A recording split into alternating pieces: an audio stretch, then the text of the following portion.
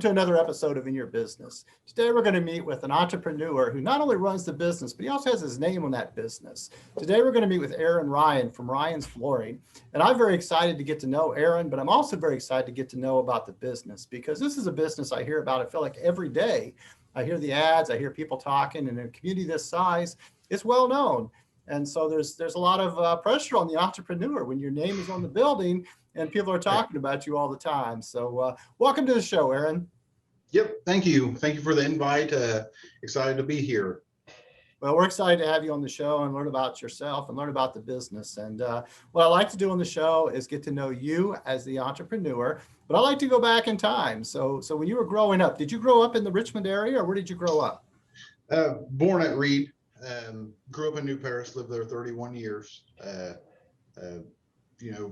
Father was in the business, but, always in the Richmond area. Richmond kind of supports some of the smaller communities around it, as far as people coming here to shop, work. So always in the Richmond community, always knew the Richmond people, but actually grew up in New Paris, lived there 31 years, moved out May 21st of 2015. I'm really good with details and dates, so I remember that day. Okay. So it must have been special for you. Yeah, we built a house, the southeast side of Richmond, out in the country, and really like it, enjoy it, close to town, but yet still have our privacy. Okay. So as you were growing up, you're an entrepreneur now in every way, Yeah.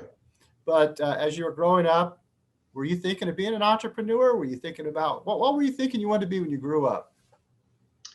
That's a long time ago. So been in flooring since full time since basically I was 13, helped my father on the evenings and weekends on the installation side. Growing up, I didn't have a choice at that era of what to do. I helped dad work, installing, did that for around 21 years. I still do it occasionally, try not to do as much as possible because a lot of paperwork, but growing up at a younger age, fascinated by law enforcement, but inevitably, stayed in flooring. I'm glad I did. Got a good group of people that work with me. This October 15th will be our 6th year in business as a retailer, but installed all my life, never ever have filled out a job application. Never did anything else besides flooring. So, I can speak fairly educated from both sides, the retail, now that, got all the experience I got in it, and then obviously on the installation side. So that's unique, with our size of business. A lot of people that are in my position typically have never installed. They're more of the business professional, went to school, not just in our industry, just just worldwide, or just as far as in any trade. Usually people are hired in and trained. So I self-trained myself on the retail side. Obviously my father, trained me on the installation side. Merged into retail when I got a lot of my own customers and didn't have to work for any retailer. Gathered up so many of my own customers. My initial plan was to set up an account with all the manufacturers, buy the flooring and install it, make money on both sides, and then not have to go around and find different floorings for customers, because they were depending on me what to get, where to get it from. It created a lot of legwork. So just one day I decided I'm going to open up a retail store. Just out of the blue. I still remember what I was doing exactly when I had that thought cross my mind. So you've had a lifetime of this, which is great. Yeah. Now, so we might as well jump right into the business, because you've hinted to it, you've talked about it. So we know that you're in the flooring business. Your father was in the flooring business as well. I didn't realize that. Ryan's Flooring is the name of the business. Mm-hmm. Is that one that you opened, or was that his and you've inherited or taken over, purchased? How does this work? So my father quit, or he had to quit working in about 2007. He had COPD and emphysema. But as far as the business before, it was what it was. He was just an installer. He wasn't incorporated or an LLC. So I didn't really take anything over or anything like that. It just kind of took over in my own way as far as growing it. So when I installed, I took it to the next step, with becoming incorporated and installing in that way. And then one day I decided to open up retail sales. So father was a great guy, a very hard worker, just didn't get into the business side of it on the retail. So he remained in installation throughout his career. So your father was an installer and you worked side by side with him. He taught you the trade. You learned how to do it well. And then has it been 6 years since you started Ryan Flooring? Yeah, 6 years, October 15th. So 6+ years since you started. And did you start here in Richmond? Yes. So actually 3 locations. Started small, started very, very small. With just money out of my savings, didn't take out a business loan. We leased a small building around 1,900 square feet on the south side of Richmond, right across from Richmond Power and Light. We did a 1-year lease on that, just kind of see how things went. I like to start small and kind of grow as you go. We was there for a year, then had an opportunity to get into a great location on the east side, 5100 National Road East. Building seemed huge when I first seen it. It was 4,500 square feet. Signed a 3-year lease, and after about 6 or 8 months, I realized that it wasn't as big as we needed, but we made it work. It was a struggle on space and keeping everything organized and clean, but we made that work until I found something to purchase. In that window, I looked at new buildings, existing buildings, pieces of land, and really the numbers just didn't work, with what I was comfortable with. We were doing good business, but I don't like the financial burden of making big payments and everything. So realtors knew I was looking for a facility, and I would check the internet every so often, every month or so, or a few weeks. And I happened to be at a trade show in Cincinnati on the weekend, and I found Rose's building was for sale. A friend customer of mine had it for sale. So I got in touch with him, and we come and looked at it. And, the first time I walked through, within 5 minutes, I knew it was perfect. It was designed for office furniture, but it was designed very well. It's a well-built building. Another person had looked at it directly before us, or, within a day or so. But we made it quick and offered them an all cash offer for the facility. It was somewhat occupied, so we had a little bit of time before we could come in and really start getting busy, but it worked out really well. I mean, it's nearly 21,000 square foot building. It has a second floor. We just installed an elevator so we can put retail sales upstairs. Don't know that it was necessary because everything's grandfathered in. It was retail sales before, but just for my customers, I wanted to put in something for easy accessibility. So that allowed us to have more showroom space, more office space. So it's a very, very good building. Well, Aaron, it's very exciting to hear the story. Okay. I know the building, and it's interesting to see how you transformed that from being office furniture to now being a flooring specialist. Now, one of the things you're touching is something that I often speak of in my classes. Okay. And a lot of times small businesses, as they begin, they don't realize, but that first location, you leased it for a year. The second location, you leased it for 3 years. And now you're able to say that you actually own the facility. I often get nervous when I'm working with entrepreneurs because when you lease, if it works out really well, you're at the mercy of that lease. Okay. Yeah. And so if you purchase and it works out well, great. But a lot of times you want to make sure that that location is yours long term. Were you nervous as you were leasing? Not really.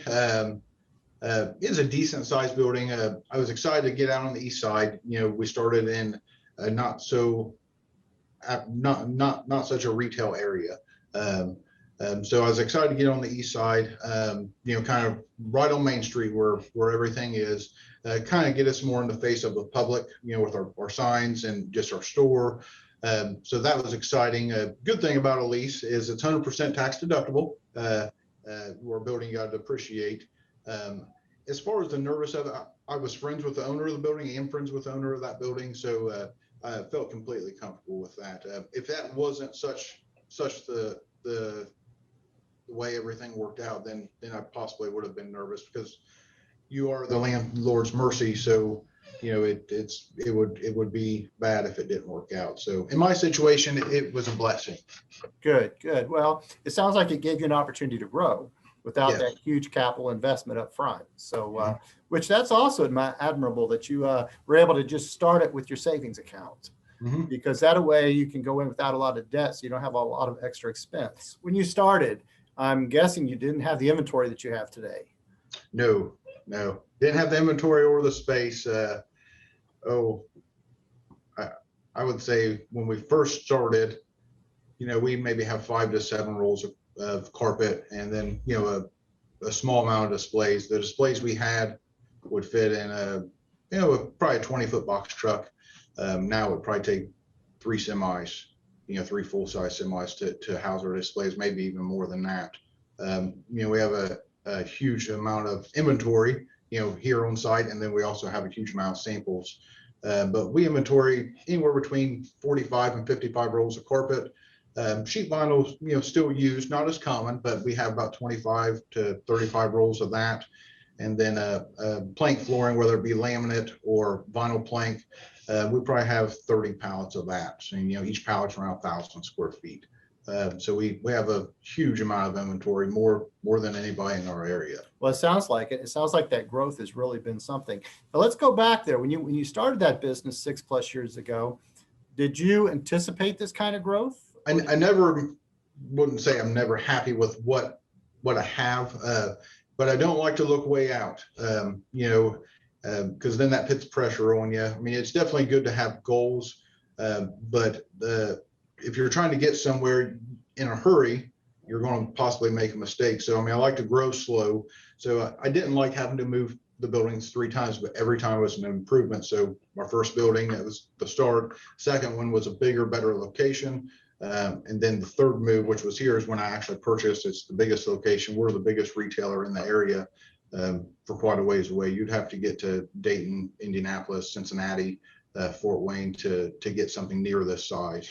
I like to set goals on growing. I would say I'm fairly happy with the size we are, because we're all extremely busy, and there's quite a few of us that work here.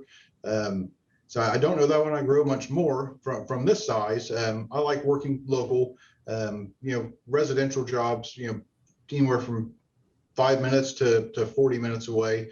Commercial jobs can expand us a little farther. We've done work in Dayton, Cincinnati, Indianapolis, Maryland, or not Maryland, Marion, Indiana, Columbus, Ohio, places like that. Happy with our current size, but as far as the growth of the business, I can't really say that I looked out this far. I don't think I would have ever imagined that we would have grown this big and this fast. But I still consider it slow. I mean, it's only been a number of years, but all the decisions I make, I don't make them very, very quick. That can make advertisers, suppliers, they'll reach out to me multiple times before I give an answer, but I really like to think things through before I give an answer if it's something that's going to impact the business. So definitely take your time on growing. You don't want to grow too slow, but you definitely don't want to grow too fast. So Aaron, are you a sole proprietor? Are you a partnership, or what type of ownership do you have? So I'm 100% ownership. We are an S corporation. Okay. Yeah. So sole proprietor with an S corporation. That's excellent. So it's fun because you get to make the decisions. It's hard because you've got to make the decisions. Yeah. And but I'm sure you've got a lot of people that you pay attention to, everything from your suppliers to the people who are your your true stakeholders, your big customers. Yep. Yeah. We've had a great success with the community. By naming it Ryan's Flooring, I mean, everybody knew my father, everybody knew me. That was the only name it could ever be, because when we first opened, I mean, it was over a year, but I mean, people would call me, want me to come install or and just see where I was at with stuff. That's what I always gave out, my cards, my name. And then I got to tell them that we opened a retail store, and all the customers were excited. So it's definitely been great, growing and starting out. Well, I think it's exciting to hear this. So when you started though, was it just you, or how many employees did you have? Just me and one other person that worked within the store. Okay. So it's you and one other person. Mm-hmm. Today, how many employees do you have? There's 8 of us total inside the store. And is that 8 total, or do you also have delivery? Do you also have installers? Do you have other subcontractors, or? So in this industry, nearly everything is subcontracted out nationwide. As far as crews and then helpers within the crews, usually there's about 35 people out installing every single day. See, that's what I find amazing is because a lot of times as entrepreneurs, we may just have that business. We have that storefront. That's what we're known for. It's what we have. But the impact we have around the region, around the city is much, much larger. Yeah. And so you're making a huge difference. Yeah. When we plan our like Christmas gatherings, you don't really think about it until, you invite, all the installers and all the people, and then, the people work in the store, then their spouse, then their kids. I mean, it ends up being over 100 people.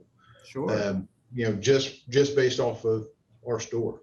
So it's neat. It's good to see. I mean, because everybody that's within that, is all impacted from the success of the business. Well, absolutely. Because you can imagine even the families, the children and stuff are always proud of the fact that their family is part of Ryan's Flooring. Yeah. And so you as the entrepreneur are responsible for that. That's good and bad. I mean, it's a lot of it's weight on your shoulder, but you can carry it. Yeah, for sure. Anybody that's come into the business or has been in the business professionally nearly ever since 1970, I know, or they know me. So I know the old timers. I know the people that are new. There's not a lot of new people coming into the trade. You can make very good money. I mean, you just got to have good work ethic. You got to be responsible. It's not just a job. I mean, you got to really kind of be a craftsman. And I wouldn't say, unfortunately, every day is different. Every product's different. So every day is a challenge, to do a good job. It's not repetitive work as you get working in a factory. But the other good thing is it's a new place every day. So, I mean, you don't got to go to the same place every day and work. So I wouldn't say it's a type of excitement, you just never know what you're going to see when you walk in. As far as, whether it be a good, easy day, some days are harder than others. But it's nice to what I would expect, because I've never worked anywhere besides flooring, to have, somewhere to work different every day. It's exciting though. I mean, I know as an entrepreneur myself, and right now my product are the students, but every day when I come to this campus, I'm excited. I get very excited. And when I leave at the end of the day, I always ask myself, what can I do different? What can I even do better? And tomorrow I'm going to be even more excited because I have the answer for that. And I know as an entrepreneur, you do the same thing. I know you're not watching your watch. You're not watching the clock.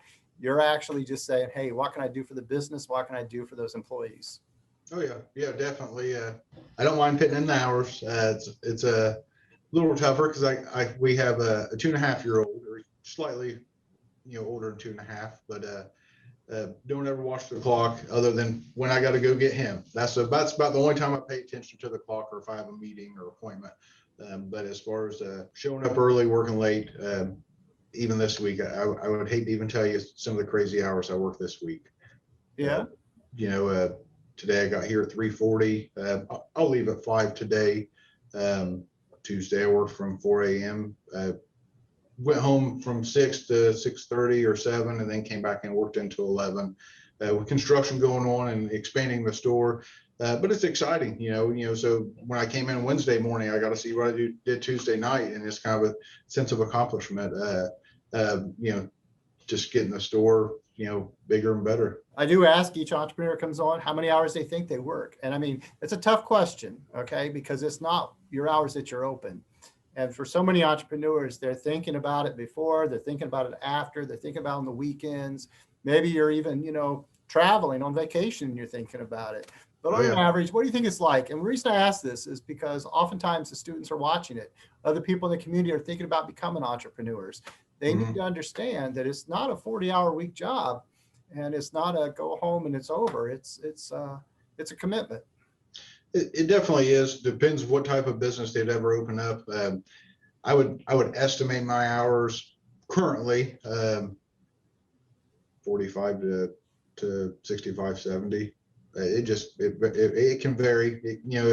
It comes in waves. Days that I don't have nothing on my schedule and I'm working on paperwork, I end up not being at the store for 85% of the day, just because customer calls, opportunity arises for a good measurement. So always on the go. But if I had to put an average on the year, I would say probably 55 to 60 hours. And it probably doesn't feel like work a lot of the time. No, not at all. my wife, she works at a facility here in town, and clocks in and out. She has fairly set hours, but not always.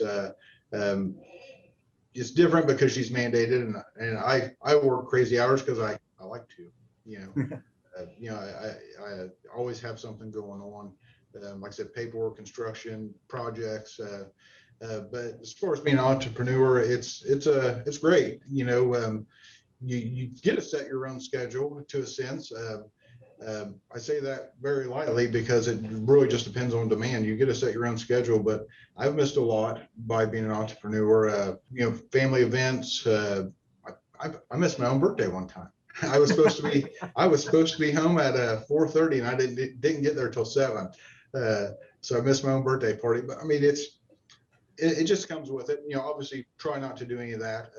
But you do got to take responsibility. When you are committed to a business, you really got to follow through with it. Obviously, family time's super important. So you just got to wait out. Some battles are won easier if you stay at work, and some are won easier if you go home and keep the family happy. I couldn't agree with you more. And I understand entrepreneurship. It's what I practice. It's what I've been doing for years. But you're correct. And when you have to make that sacrifice, and you did miss your birthday by a few hours, you took care of business. So yeah, you got the job done. And I mean, you can always go back. You'd be surprised at the things that I miss, but it's because it's important to help the others. Oh yeah. And I'm so happy for doing that. I couldn't be happier. Yeah. I know you are as well. Yeah, for sure. My own worst enemy is myself. I rarely ever say no, and I always try to make whatever situation work out. But it's paid off. I mean, I wouldn't say I'm my own worst enemy, but I'm a hard boss to myself. Yeah. But that's okay. That's okay. So what do you think the biggest reward is of being an entrepreneur? I've never thought of that as far as the biggest reward. Shooting from the hip. Flexibility. I mean, and it depends on how big the business is scaled. I have good people that work for me. So if I had to take a day off tomorrow, or if my son wakes up and he's sick, I can stay home if I need to. Obviously, that's probably the biggest perk of it. But it all depends, on the scale of your business, who you got working for you, the demand of your business. But that would probably be the biggest perk. That and according to my wife, I couldn't work for anybody because I don't listen. I just, I ain't gonna say I don't listen, but I don't like taking orders, I guess. In a sense of way, she claims that I could never work for anybody. Well, I think, Aaron, it sounds like you're a leader. So it sounds like you're a strong leader in entrepreneurship. So that's okay. That's just a trait. Yep. Nothing. I think that's perfectly fine. So one thing I do want to ask you about, and our time is getting a little bit limited, but I want to ask you about things like the e-commerce and how technology has changed the business over the 6 years. Obviously, meetings like this, with the way things are nowadays, it's very convenient. We measure everything. All of our jobs are measured with an iPad. We got a laser measure that Bluetooth the iPad, so everything's digital measurements. Makes it really nice with installers. They're able to see the layout, see the seam placement, see all the proper notes typed, and printed off. We do a lot of commercial work, and we'll have people that email us blueprints, and we bid jobs that are very, very large. Never even see the project. I mean, as far as before we bid it, whether it's new construction or a facility far away. So that's very nice. I got some good people that work for me. I got a residential estimator, commercial estimator, 3 people working sales. Got a girl that does all of our paperwork now. Got a good warehouse person. So biggest perks, I guess, would probably be some of the technology that's on the estimating side, because that makes everybody's life easier, on the sales, the installation, everything's, stored online. So it cuts back on some of the paperwork. So that's probably been the biggest blessing. And then obviously the technology with the tools on installing. Sure. So it's interesting to hear all those changes take place. And as an entrepreneur, you have to continue to change. Oh, yes. And so you've already spoken to the fact that in the building you're in now, you've got the main floor pretty much under control, right? You've got it kind of the way you want it. Now you're starting to look at the second floor. And so you're going to continue to make that a retail. So Mhm. as the sole proprietor, as the owner, you got to make the decisions. You get to decide what you put up there. Yep. Yep. All carpet and all hardwood will be upstairs. Then all the tile, resilient flooring will be downstairs. Okay. So you have to make those decisions of which space works best for which audience. Yep. So that's a part of the fun of being that sole proprietor and that entrepreneur. Yeah. As we do bring it to the close, is there anything that you'd like to share about your experience as an entrepreneur? Something positive, something that you'd inspire others to try to do the same? Yeah. Start off small and you obviously know what you're doing, whether it be a industry, technology, but there's a good bit of wealth out there to be made. It wouldn't hurt to have a full-time job and do something on the side. So again, that's going to be extra hours. You might work 40 hours a week on your day job, but then you might work another 30 hours a week on something you're trying to get taken off. And then, once it starts to take off, you'll just have to balance out at what point, is that going to be your full-time job?